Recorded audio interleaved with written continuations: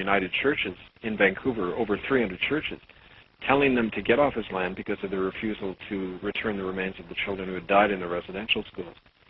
So he really was an inspiration to others. There was Chief Peter Yellowquill of the Anishinaabe or Ojibwe Nation in Manitoba, and some of the Mohawk confederacies in eastern Canada have all endorsed this investigation and the allowing the tribunal to come onto their territory and conduct forensics and other investigations. We have the support of survivors groups in Ireland, especially. 3 different survivors organizations: Religious Abuse Truth and Temple More Forgotten Victims. These are all survivors of tortures in Catholic boarding schools there. Also Eurostate, which is a federation of indigenous nations in Europe comprising indigenous peoples such as the Sami of Finland, the Celtic people, the Basques in Spain. They've all endorsed what they see as not only a support of other native people, but a way to reassert the sovereign identity of those different nations, recognizing that the only reason these crimes could happen is because of false jurisdictions that have been imposed on these traditional nations. So and also to give you another example, there's some of the indigenous groups in Asia, including the Aka people of Thailand, have also endorsed what we're doing.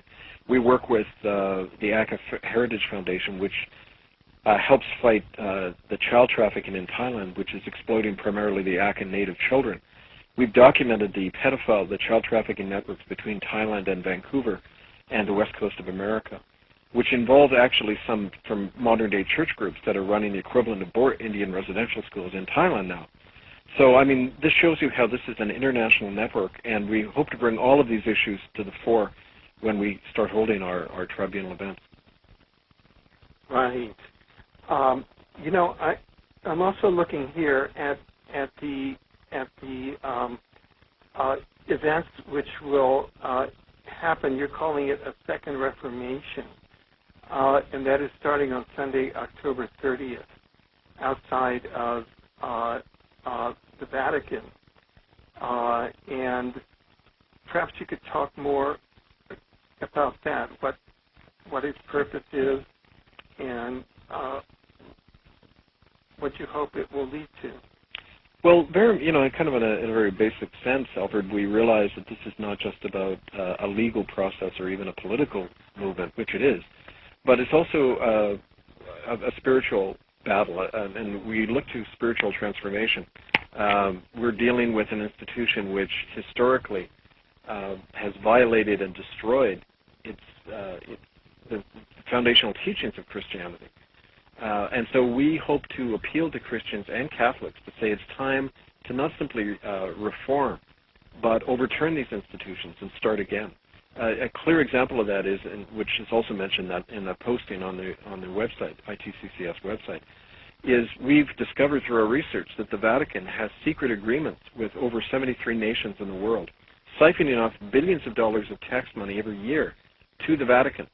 To the Vatican Bank. And to give you an example, one example that we've documented is in Spain alone in 2010, 262 million euros were given to the Vatican, either directly or by subsidizing Catholic charities and businesses. So we're talking over $1/3 billion from one country alone, taken from people's tax money and just simply handed to what really amounts to a criminal organization. And so the only way that can change is if people within those churches take them back and say, we don't want these church bodies to do these crimes anymore. We don't think that Christian churches should be big corporations that exploit and destroy children's lives and then get away with it under the law.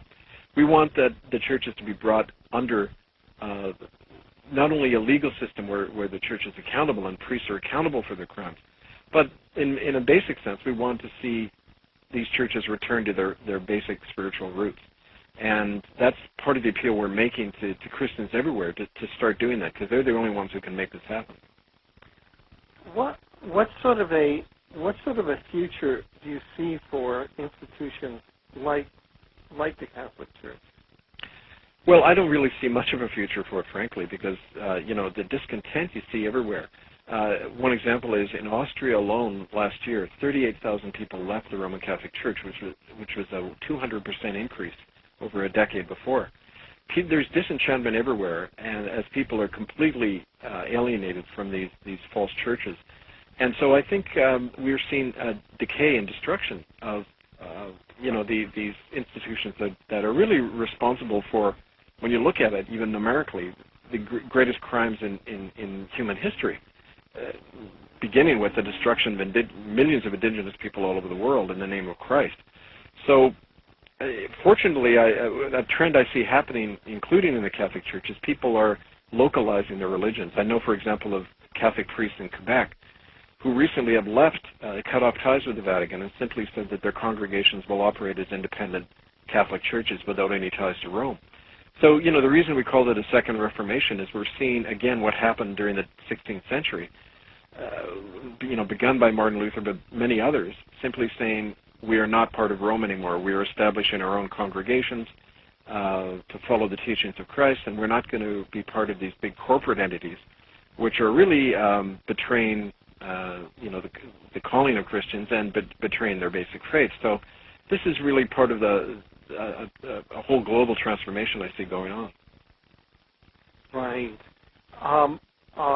Perhaps on a even a tougher note, what do you see as the future specifically of Queen Elizabeth Windsor and the Windsor monarchy in the UK?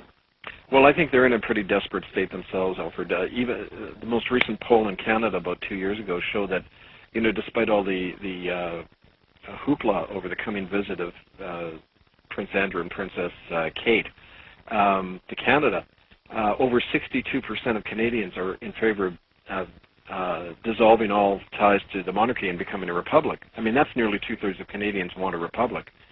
And in England as well, we have about 45% of Britons who are quite disenchanted with the monarchy. I think that's one of the reasons that Kate and Andrew are coming to Canada. Kate and William. Kate and William, I'm sorry. Yeah. They're coming to Canada to put a new kind of face on the monarchy.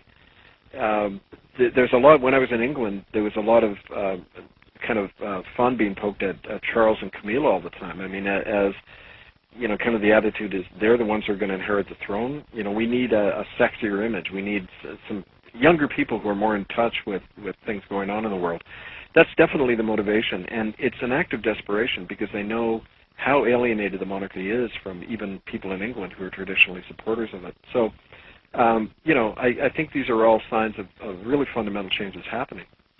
Well, here we have a monarchy that is owned by, very, very well documented sources. A new book that came out on ownership of the world's land, and it's the world's largest landowner, owns 26% of the surface land on the planet, and is one of the largest owners of uranium resources on the planet. Uranium resources are essentially just through nuclear power plants and depleted uranium weapons are essentially destroying the genome of all living things and the ecology of the planet, and that's traced directly to the ownership of the Windsors. That's right, and we're talking the fiction called The Crown. The Crown land in England, in Canada, is simply the theft of the land, not only from Indigenous people, but all Canadians. And to give an example of what you're talking about, Camco, it's the largest uranium company in the world, based in Saskatchewan. It has large shares controlled by top people in the Liberal Party, like Bob Rae, and the Power Corporation that he married into, the Desmarais family, have direct ties to Maurice Strong and the monarchy of England. They're profiting, as you mentioned, off depleted uranium, the destruction of native communities all over northern Saskatchewan by uranium tailings that they dump on native land. The cancer rate in northern Saskatchewan is about 200 times the national average because of these actions. And this is a war at home that's being conducted, again, because of the complicity of the Crown of England. And it's time that Canadians say, okay, we're going to take back our land. We're disavowing the so-called, right of the Crown to own this land, and we need to simply do what Native people are doing and saying, enough is enough, we're going to take back our country. Now, are some of these issues regarding uranium mining and the export of the illegal export of Canadian uranium to U.S., U.K., and Israeli depleted uranium weapons, and the large latifundium and other genocidal issues of the British monarchy, are these going to be on the agenda or on the plate of the tribunal? Very much. One of the subjects at the tribunal will be ecocide and environmental racism. And we actually welcome people who have that knowledge and data to present make a presentation on these issues at any of the local forums of the tribunal that we held in Canada. So if you or others would like to do that at the Vancouver forums that will be operating in September, then that would definitely be entered into the permanent record of the tribunal. And that's, in fact, one of the issues we really want to emphasize, how the attacks on Mother Earth and on Native people and on children are all linked. And we're trying to show that connection. So, yeah, very much we need that expertise and input from people. Now, how is it that you're getting word of the tribunal out to both the Native community, but also now with this expanded mandate out to the broader aware, progressive community that is concerned about these issues so that they can participate also? Well, we're doing it through our traditional methods, which is through grassroots means, through the internet, programs like yours. We've faced increasing opposition from the corporate media, of course. There was a complete refusal by any of the main media networks to pick this up. We do have some agencies like Al Jazeera and an agency in Latin America which are regularly reporting what we're doing. But we're pretty much shut out of the mainstream media all over the place. So we really rely on your listeners and others to look at our websites and start disseminating the information. Again, it's ITCCS.org. Hiddenfromhistory.org is my main website, and people can contact me. Unfortunately, my main email site was taken down and is being destroyed the day after I got back to Canada. But you can reach me directly at hiddenfromhistory1, like the number 1, hiddenfromhistory1@gmail.com. So this seems to be a fairly major, not only cyber attack against the tribunal, but by, I would say, deporting you without cause and hence violating your rights under the UN Charter of Human Rights, and certainly international law, because there was no just cause to ban you. It seems like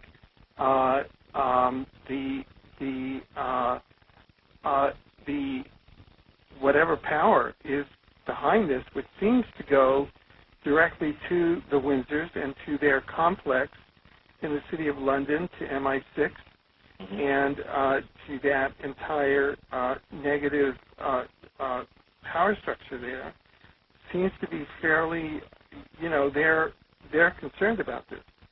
Oh, very much, Alfred. I mean, it's pretty clear this is an increased attack aimed at me directly.